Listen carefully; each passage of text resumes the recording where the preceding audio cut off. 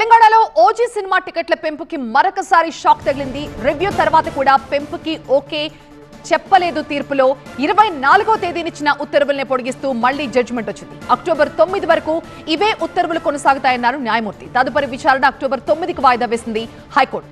Cinema విడుదలైన తర్వాత 10 రోజుల వరకు థియేటర్ స్థాయిని బట్టి 100, 150 రూపాయలు పెంచుకునే వెసులుబాటు కల్పిస్తూ ప్రభుత్వం మెమో ఇచ్చింది.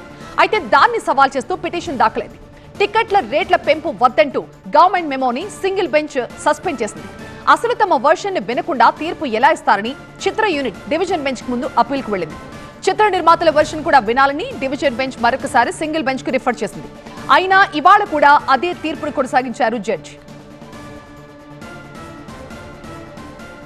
మా ప్రతినిధి ప్రణీత ప్రస్తుతం మనకి లైవ్ లో జాయిన్ అవుతున్నారు మరింత సమాచారంతో. ప్రణీత, సో ఒక క్లారిటీ వచ్చేసినట్లయినా ఈ విషయంలో ఇంకా ఏమైనా ప్రయత్నాలు ఉండే అవకాశం ఉందా? సో ఈరోజు సింగిల్ జడ్జి ఇచ్చినటువంటి తీర్పుతో ఓజీ సినిమా యూనిట్కి మాత్రం కాస్త నిరాశనే చెప్పొచ్చు.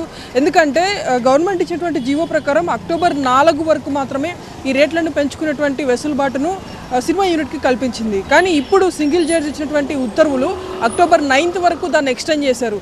అంటే 4 వరకు ఇచ్చినటువంటి ఏదైతే పెంపు ఉందో ఆ పెంపు కూడా ఇప్పుడు హైకోర్టు ఆర్డర్తో వర్తించదు.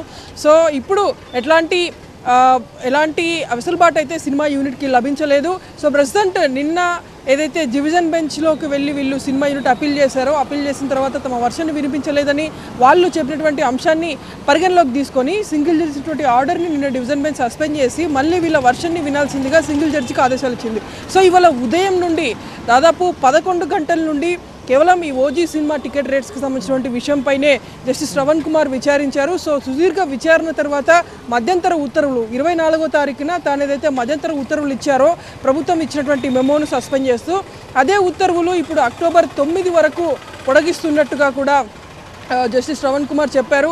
సో దీంతో సినిమా రేట్ల పెంపు అనేటువంటిది ఇక మీదట ఉండదు. ఈరోజు హైకోర్టు ఇచ్చినటువంటి తీర్పుతో యథావిధిగా కామన్ రేట్ 295 రూపీస్ మల్టీప్లెక్స్లకి అండ్ సింగిల్ స్క్రీన్కి సంబంధించినటువంటి రేట్స్ ఏవైతే ఉన్నాయో అదే రేట్స్కి ఇప్పుడు టికెట్ని ప్రేక్షకుడు కొనుగోలు చేయవచ్చు. పెంచినటువంటి రేట్లు హైకోర్టు తీర్పుతో ఇక మీదట వర్తించవు అనేటువంటిదే ఈరోజు కోర్టు ఇచ్చినటువంటి సారాంశం. సో ఫర్దర్గా అక్టోబర్ 9 లోపు ప్రభుత్వానికి కౌంటర్ ఫైల్ చేయాల్సిందిగా హైకోర్టు ఆదేశించింది. ప్రభుత్వం ఫైల్ చేసినటువంటి కౌంటర్లో కొన్ని కీలక అంశాలు ప్రస్తావించేలా వాటికి సంబంధించినటువంటి జవాబు ఉండేలా చెప్పింది.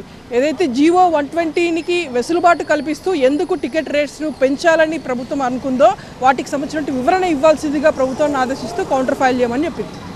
Right Praneetha, thank you.